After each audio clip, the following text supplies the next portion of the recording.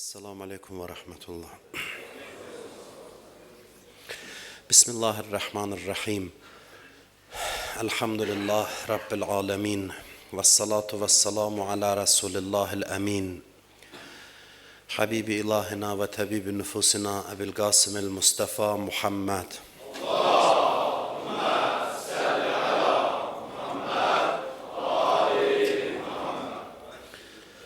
Ve ala ehli beytihi tayyibine tahirinel masuminel mükerremin.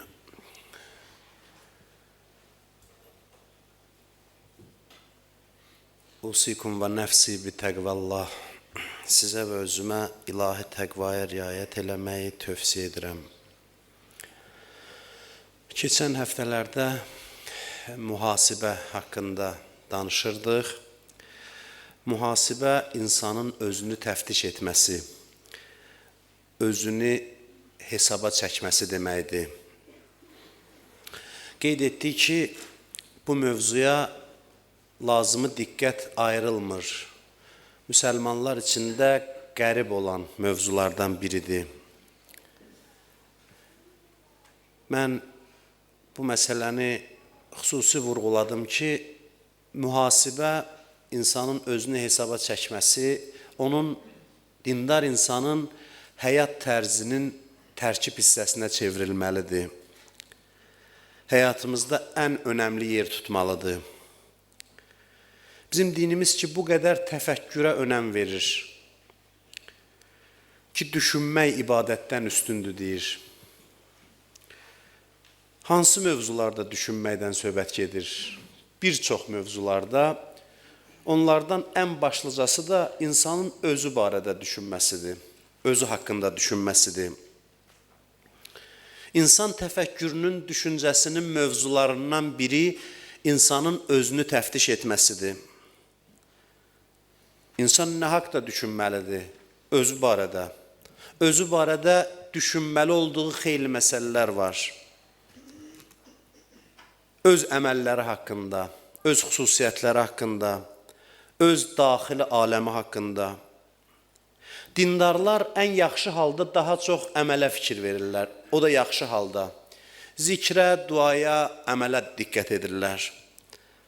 Amma təfəkkür eləyənlərin sayı azdır.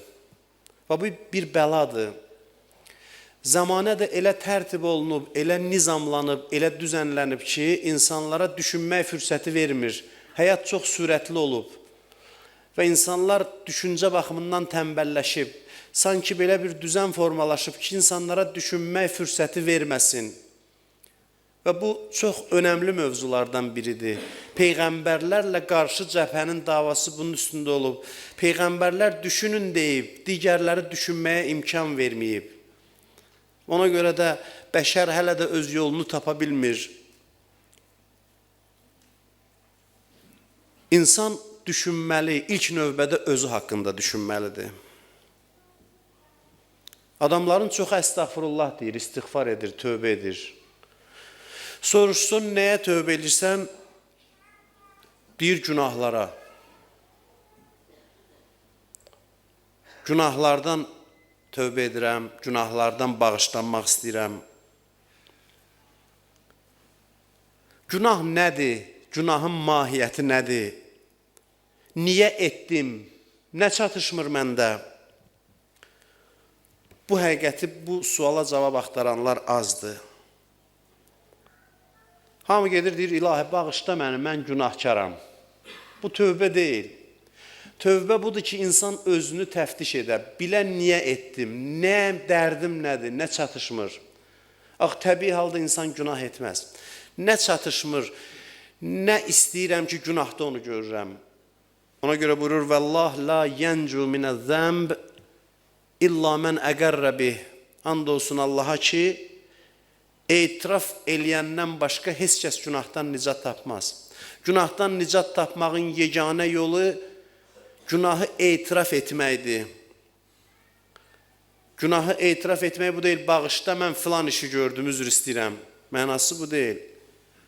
Mən qeybət eləmişəm, mən yalan danışmışam, mən söyüş söymüşəm, mən nə bilim, filan işi görmüşəm. Allah soruşur, niyə elədin? Niyə? Nə səbəbə? Onu tap, özündən soruş, niyə axı, dərdim nədir? Bu vacib mövzulardır. Zamanənin səsküyü, pul, para, imkan filan bizi bu ana mövzulardan uzaqlaşdırmamalıdır. Bizim dünyada da tərəqqimiz, axirət saadətimiz də bu mövzulara bağlıdır. İnsan səbəbini axtarsa, mən keçmişdə də bunu demişəm, hər bir əməlin kökünə gedib çıxsa görərsən, həsəd çıxır, təkəbbür çıxır, tamahkarlıq çıxır, hərislik çıxır, şöhrətpərəstlik çıxır və xeyli xüsusiyyətlər çıxır ortaya. Və gedəsən, etiraf edəsən, deyəsən, ilahi, məndə filan adama qarşı paxıllıq var. Məndə filan şeyə qarşı rəğbət var. İstiğfar onda məna kəsb etməyə başlayır ki, insan başa düşür, neyniyib və bu nədən qaynaqlanır və onu Allaha izhar edir, deyir. Onda onun halında dəyişiklik yaranır. Yoxsa gedin, ilahi, məni bağışla, mən günahkaram. Bu tövbə deyil. İnsanın öz əməllərinin kökünü tapması, onu təkrar-təkrar etiraf etməsi onun tövbəsinin qəbuluna səbəb olur. Yoxsa bilməsə, elə ümumi tövbə eləsə, mütləq yenə qayıdacaq günaha, yenə qayıdacaq. Buradan tövbə edəcək, yenə qayıdacaq bizim kimi. Eyni günahlar, illər boyu biz tövbə edirik, yenə qayıdırıq. Çünki biz bilmirik axı bu nədən qaynaqlanır, bununla məşğul deyilik ki, bu xüsusiyyətin özü nədir? O xüsusiyyəti tapmayınca, onu aradan aparmayınca təkrar-təkrar insan o günahlara düşür. İnsan gərək öz içində hər əməlin kökünü tapsın, bu işlərlə məşğul olsun. İnsan özünü təftiş etmədən tövbə eləməyinin anlamı yoxdur.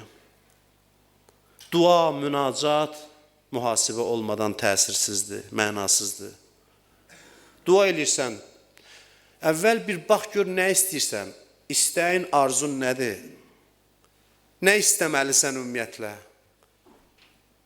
Arzun nə olmalıdır?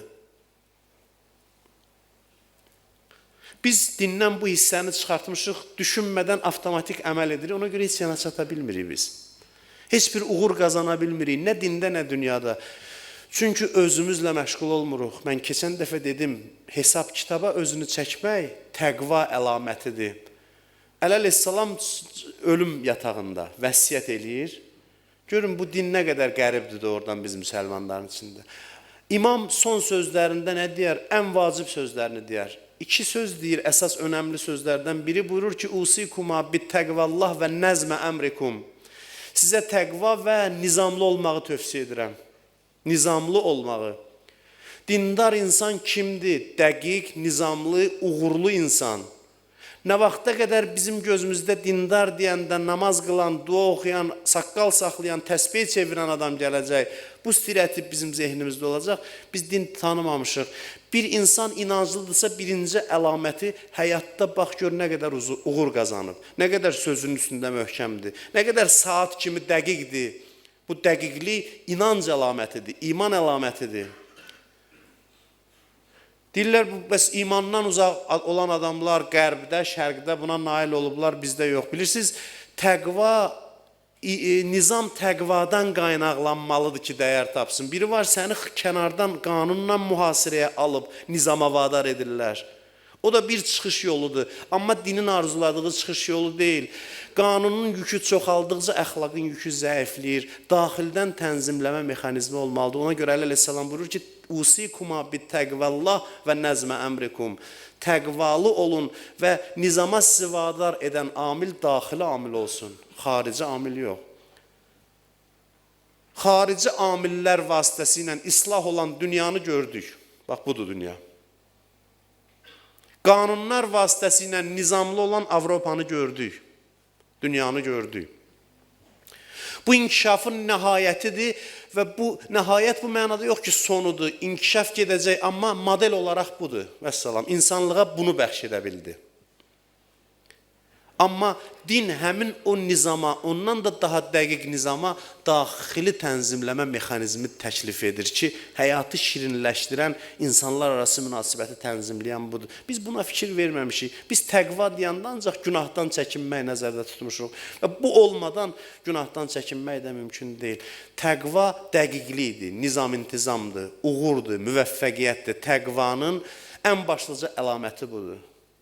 Və mən buna biz əməl etsək də, etməsək də, Allah ömür versə, ölənəcəm bu barədə danışacam, yorulmayacam. Çünki bu müsəlmanların qulağında olan o pas gərək tökülsün. İllər keçsin ki, biz nəhayət dinə baxışımızı dəyişək. Dindarlığın meyarı ilk növbədə dünyadadır. Bilirsiniz, biz nəyə görə bu dünya mövzularına, bunu keçmişdə demişəm, söz gəlib yenə də deyirəm. Bilirsiniz, niyə dünya mövzularına önəm vermək istəmirik? Çünki burada bütün gizlətdiyimiz hər o xarablıqlar üzə çıxmağa başlayır. Yadınızdadır bu barədə danışmışdıq. Qoy din axirətə aid olsun ki, bilinməsin kim imanlıdır, kim imansız. İndi bilinmir axı. Din axirətə aiddir, hamı özünü imanını göstərir. Amma deyəndə ki, dinin, inancın göstəricisi dünyada onda çoxunun xoşuna gəlmir. Çünki üzə çıxır axı bunun təqvasızlığı. Bu işə vaxtında gedə bilmir, bu dərsində uğur qazana bilmir. Onu imanın adına yazmırıq axı biz.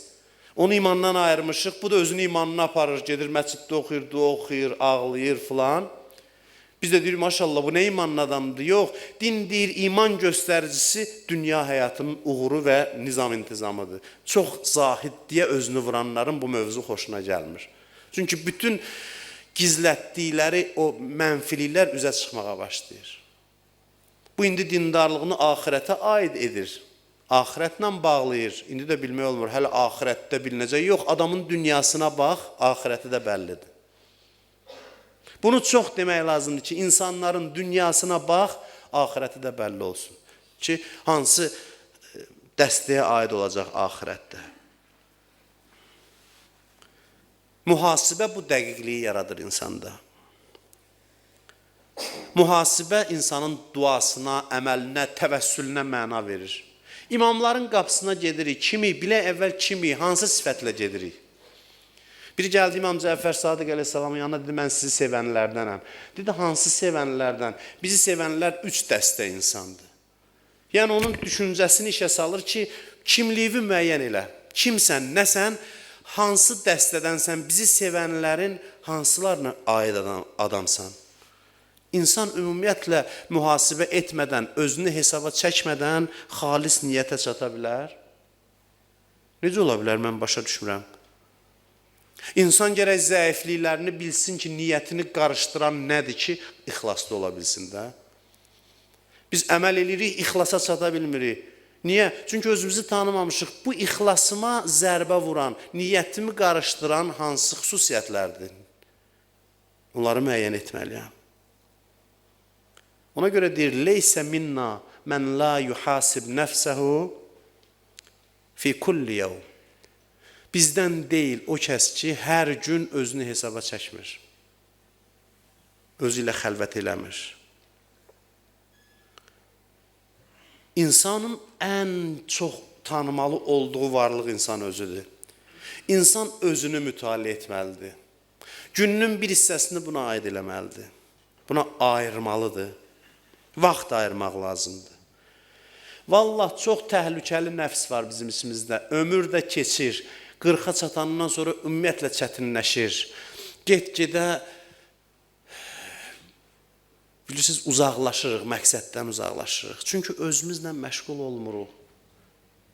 Mexanizmi nədir? Mexanizmi özünü təftiş eləməkdir. Nəfs imkan vermir, 100 dənə bəhanə gətirir. Belə bir nəfs var bizim içimizdə. Gəl onu oturdasan yerində. Ki, sakit səsin çıxmasın, mənə mane olma. İmkan vermək o bizə bəhanə gətirsin, üzür gətirsin. Adam oturur özü ilə danışmağa, o mane olur, 100 dənə bəhanə gətirir. Adam öz-özünə deyər ki, bağışlayın məni, deyər, biraz kişi ol. Özüvə heç olmasa münasibətdə kişi ol. Səmimi ol denən ki, bax, bu namərdliyidir sən eləyirsən. O imkan vermir insana. Peyğəmbərlərdən biri şeytandan soruşdu ki, insanlara nə vaxt hakim olursan? Dedi ki, birinci günah eləyəndən bir dənə günaha vadar edirəm. Sonra o mənimdir. Necə yəni? Bilirsiniz necə? Bir dənə günahı ki elədi, başlayır özünü müdafiə eləməyə. Vəssalam, xarab oldu. Başlayır özünü müdafiə eləməyə, nəzəriyyə yaradır. Nəzəriyyə uydurur. İnsanlar özünə bəraət qazandırmaq üçün bilirsiniz nə qədər izmlər uydurublar. Bilirsiniz nə qədər nəzəriyyələr yaranıb, insanların öz əməllərini, çirkin mahiyyətini yozmaq üçün, özünə bəraət qazandırmaq üçün.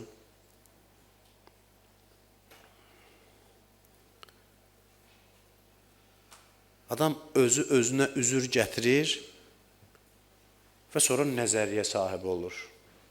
Bilirsiniz nəyə görə? Bir dənə pis iş gördü.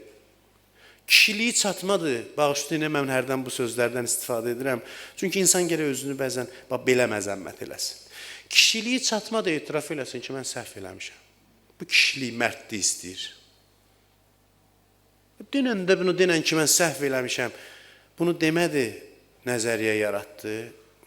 Filan şeyə görə filan şey. O filan şeylər yığıldı, oldu bir dənə həyat fəlsəfəsi, ömrünü zay elədi. Nə var, bir dəfə bir əməlinə bəraət qazandırmaq üçün bunu elədi. Özünü xarab elədi. Quran buyurur ki, bu ayəni yadda saxlayın. Bəlil insan ala nəfsihi bəsirə. Vələv əlqa məazirə. Buyurur ki, həqiqətən insan özünü yaxşı tanıyır. Baxmayaraq ki, üzür və bəhanə gətirir. Baxmayaraq ki, 100 dənə üzür gətirir. Yəni, insan düşünsə, özünü tanıyar. Özünü tanıyar və nəfs imkan verməz ki, nəfs ona bəhanə gətirsin. Biz bilirsiniz, niyə düzəlmirik? Gedirik Məkkəyə, məsələn, Kərbəlaya, Məşədə, ya otururuq evdə xəl, deyir, Allah, sabahdan düzəlirəm, vəssalam, daha düzəlirəm. Daha fisyo, sabahdan başqa cür olacaq. Amma fisyo olmur. Yenə də davam eləyir. Yenə də davam eləyir. Sizcə niyə? Ona görə ki, özümüzü tanımırıq. Özümüzü tanımadığımıza görə. Adam özünü tanımasa düzəlməsi mümkün deyil. Düzəlmək nədir? Yəni, biləsən hər tərəfli ki, dərdin nədir? Dərdin nədir? Yoxsa qərarla düzələn məsələ deyil. Qərar verdim, düzəlim. Hamımız düzəlmiş olan. 100 dəfə qərar vermişik.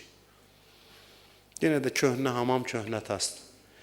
Sizcə səbəb nədir axı? Axı istəyirik düzəlməyi. Səbəb nədir? Səbəb budur ki, axı bilmirik dərdimizdə. Nə düzəlsin axı? Elə ümumi də düzəlim. Elə olmur.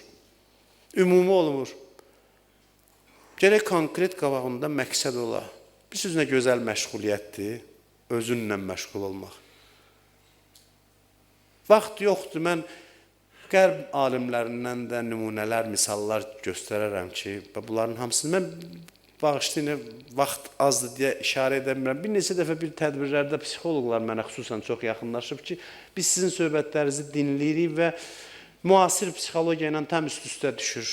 Mən deyirəm, bu mənim söhbətlərim deyil, bu dinin dediyi sözlərdir. Müasir psixologiya ilə tam deyir, 100% uzlaşır. Neçə dənə Azərbaycanda tanınmış psixoloq mənə verilişlərdə bu sözü deyib.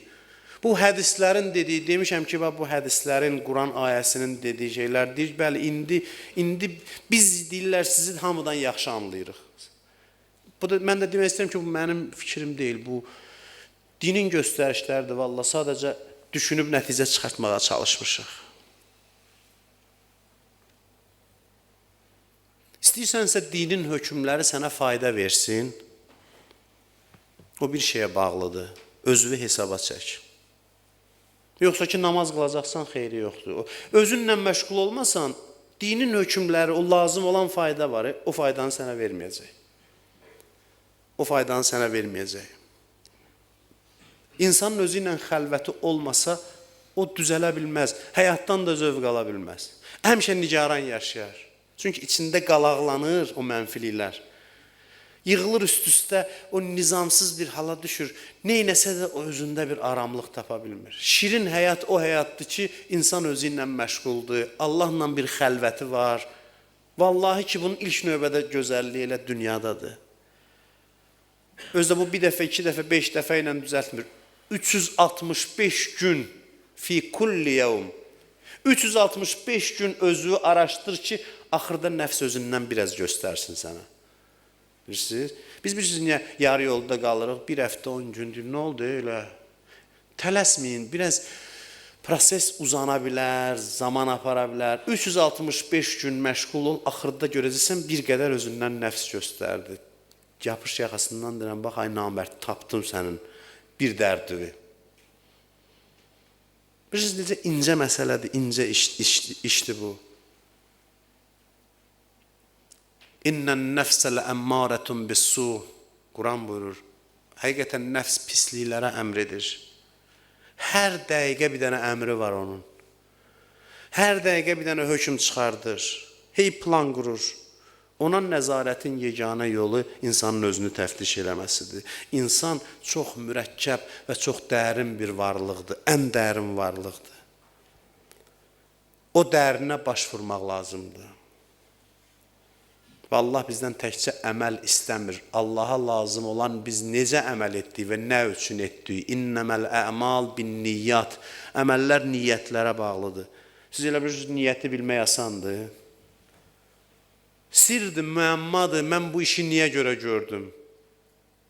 100 dənə fikir qarışır, bilirsiniz, özümüzün də xəbər olmur. Bir dənə məsələyə toxunub sözümü yekunlaşdırıram, bağışlayın. Vaxtınızı çox almaq istəmirəm.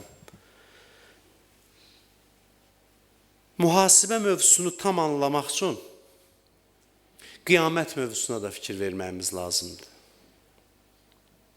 Qiyamət mövzusuna yaxın bir mövzudur. Bizi qarşıda bir hadisə gözləyir. Eşitmisiniz o hadisə haqqında? Bizi qarşıda mühüm bir hadisə gözləyir. O hadisənin adı qiyamətdir. Qiyamət hadisəsidir.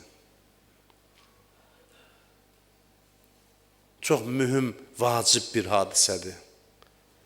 Önəmli bir hadisədir. Qiyamətdə də bizi bir hadisə gözləyir ki, o qiyamət qədər mühümdür. O hadisə nədir? Bizi hesaba çəkəcəklər. Heç hesaba inanan adamlara oxşamırıq biz. Oxşayırıq. Mən hesaba inanan adam bizim kimi olmaz. Özünüz bilirsiniz, Allah şahiddir, görmüsünüz, mən neçə illərdə sizin qarşınızda danışıram. Mən nəsihət eləmək əhli deyiləm, özümdə zərrə də ləyaqət görmürəm. İş də belə gətirib ki, sizin də bəxtinizin üzünüzə gülməməyindən ki, oturub bir saat məni dinləməlisiniz. Bu da bilmirəm nə, hansı günahınıza görə Allah verib sizə bu cəzanı. Məndə bu nəsihət etmək səlahiyyəti yoxdur və mən adətən də bu mövzulara neçə illərdir görürsünüz toxunmuram. Toxunmuram çünki səlahiyyətim yoxdur. Mən sadəcə nələrsə bildiyimi bölüşməyə çalışıram. Amma hərdən bir ildə bir dəfə, 2 dəfə də bizim də haqqımız var da bir kəlmə deyək, özümüzü danlayaq. Bizi hesaba çəkəcəklər, qiyamət hesabı var və bu qiyamət hesabı çox çəkəcək, uzun çəkəcək. Neçə il yaşamısan? 70 il. Bu 70 ili zərrə-zərrə hesaba çəksələr nə olur? Fəmən ya'məl miskalə zərrətin xeyrən yara. Miskalə zərrə, bilirsiniz nədir? Labda, xırda, hər addımın hesaba çəkilməsi. Bu hesab ümumi hesab deyil. Həyatın zərrə-zərrə hesaba çəkilməsi. Görün nə qədər mühüm hadisədir. Ömrümüzü qoyacaqlar qarşımıza, neçə saat yatdın filan qədər. Neçə saat yedin filan qədər. Neçə saat bihudə oturdun çayxanalarda. Neçə saat. Saatların hamısını hesablayacaqlar. Çayxanada oturmaq biri var ki, gedib dostlarla bir saat Allah üçün niyyətlə, nizamla, intizamla insan deyir ki, mən gedirəm, bir saatda dostlarla oturacam, saat yarım. Bu özü də bir ibadətdir. Çayxanadan söhbət getmirək, hər hansı bir yerdə ki, otura, fikir mübadiləsi olar, danışa, gülə, zarafatlaşa, bu həddə olarsa. Yoxsa yox, bihudə saatlarla vaxtın, onların hamısı qiyamətdə hesablanacaq. Neçə saat idi bu? Bu saatlar ərzində neçə kitab oxuya bilərdin? Qoyulacaq qarşıya məsələn. Bu saatlar ərzində neçə dənə faydalı iş görə bilərdin? İnsan başını tutacaq, həsrət içində qalacaq. Ömrün zay elədiyi saatlar saniyə bə saniyə hesab çəkiləcək. Saniyə bə saniyə.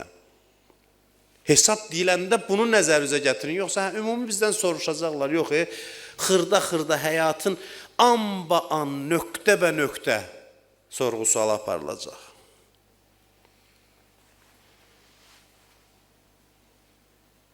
Danışıram, görürəm ki, yaxşı danışa bilmirəm bu sözü. Çünki özüm də inanmamışam axı. Bu sözü yaxşı danışsam, yaxşı dinləsək bu halda olmarıq. Bizi qarşıda elədiyimiz əməllərin belə deyə zərrə hesabı gözləyir. İmam Sadiq əleyhissalam nə buyurur? Buyurur, hasibu ənfusakum qəblə ən tuhasəbu aleyha.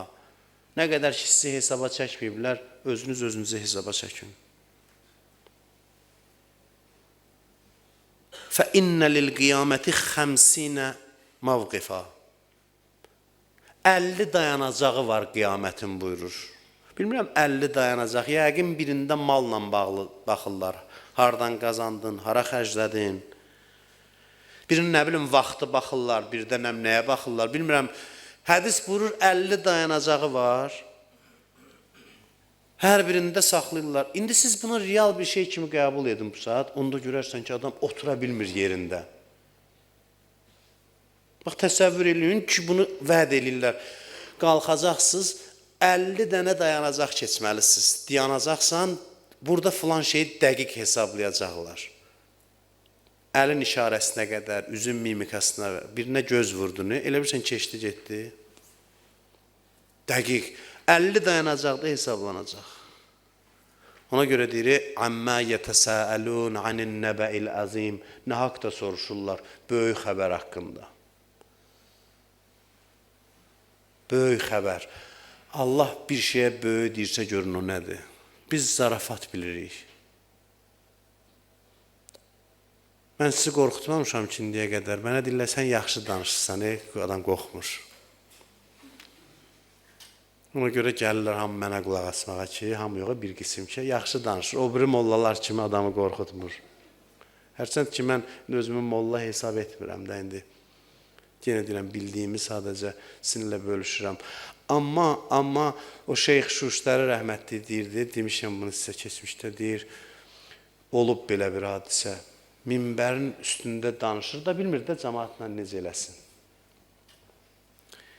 Danışırdı, birdən belə üzündə həyəcan işarəsi ilə dedi ki, elə bil yanıq iyi gəlir.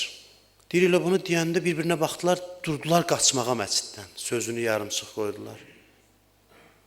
Deyir, elə dallarıca baxa-baxa dedi ki, Allah deyir, yanıq iyi gəlir, qaçan yoxdur. Şeyx dedi, qaçdı sanvuz. Allah deyir valla, deyir ki, əmmə yətəsəəlun anin nəbəil azim. Nədən soruşurlar böyük xəbər haqqında? 50 dayanacaq var. İmam Sadiq əleyhissalam buyurur ki, hər birində 1000 il dayanacaqlar. Bu rəqəmlər şərtidir, amma böyük müddəti göstərir. 1000 il. 1000 il dayanacaqlar. Oradan tez keçməyin yolu nədir? Biri şəhidliyidir. Ona görə ağıllı adamlar şəhidliyi arzulayır. Canlarını düşmənin qarşısında sipər edən insanlar. Onlar böyük xidmət edir insanlığa, həm də ağıllı adamlardır. Onların ağıllı olduğu bilirsiniz nə zaman bəlli olacaq? Cəmaat məəttəl dayanacaq növbədə ki, haçan mənim hesabım çatar. Bunlar gəlib cəmaatın yanından işıq surəti ilə keçəndə baxacaqlar cəmaata, cəmaat da bunlara. Hamı deyəcək, bunlar nə ağıllı adamlar idi. Bizim başımız boş-boş işlərə qarışanda bunlar anladılar ki, nə etmək lazımdır, nə istəmək lazımdır. Bunlar anladılar bunu. Bunlar onu başa düşdülər.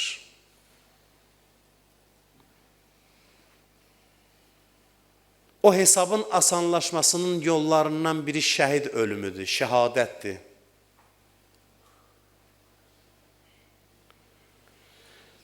Biri də ki, insanın özünü hesaba çəkməsidir. O adamların da ağıllı olduğu qiyamətdə özə çıxacaq.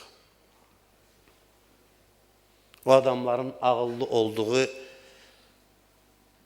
o zaman bəlli olacaq. Cəmaət başqalarının eybini araşdıranda bu ki, öz eybləri ilə məşğul idi. Onda ki, rahat hesab çəkəcək, cəmaət deyəcək, biz nə ağılsız idik. Bu qədər vaxt ki, qoyurduq onun bunun söhbətini eləməyə. Günah işlər görməyə. Bu insan özü ilə məşğul idi. Adam özünü niyə hesaba çəkməlidir? Heç nə, sabah hesab var qiyamətdə. 124 min Peyğəmbər gəldi bizə dedi. Dedi ki, hesab var, sabah səni hesaba çəkəcəklər. Sorğu-suala çəkəcəklər. Bu səbəb bəsdir ki, biz özümüzlə məşğul olaq. İmam Səccad əleyhissalam ayrıca cəhənnəm üçün fəryad edir. Ayrıca hesab üçün fəryad edir. Çünki hədislərdə var, cəhənnəm əzabından betərdir. Bəzilərini dəqiq hesaba çəkəndə deyəcək, ilahi, utandım, xəcalətdən ölürəm, cəhənnəmə at canım qutarsın. Yəni, cəhənnəm arzuya çevrilir hesabın müqabilində. Cəhənnəm, o cəhənnəm ki, insanlar ondan qaçır. Bilirsiniz niyə? Axı bizdə abır həya var da hamımızda. Amma oranın abrı həyası başqadır. Hicab gözdən çəkiləndə insanın həyası artacaq. Nə elədiyinin mahiyyətini başa düşəcək, ona görə oranın xəcaləti daha ağırdır.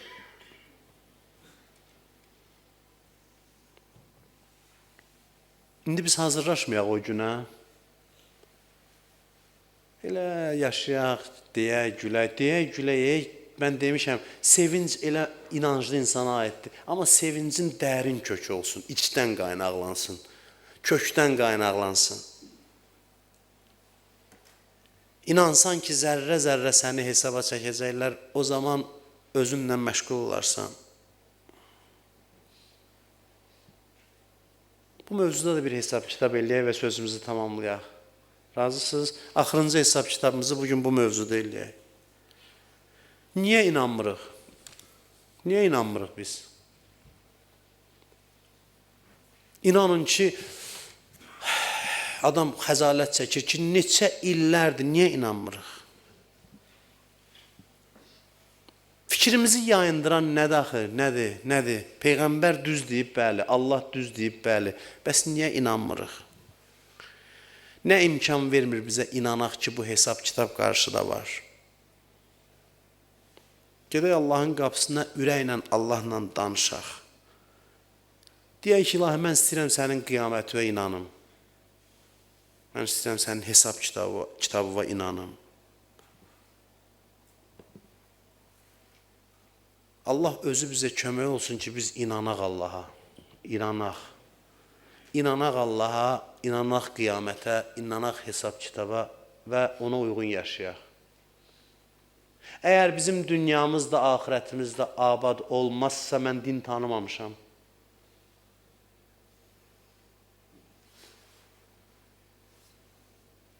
Bizim dünyamız da, axirətimiz də bunun sayəsində abad ola bilər.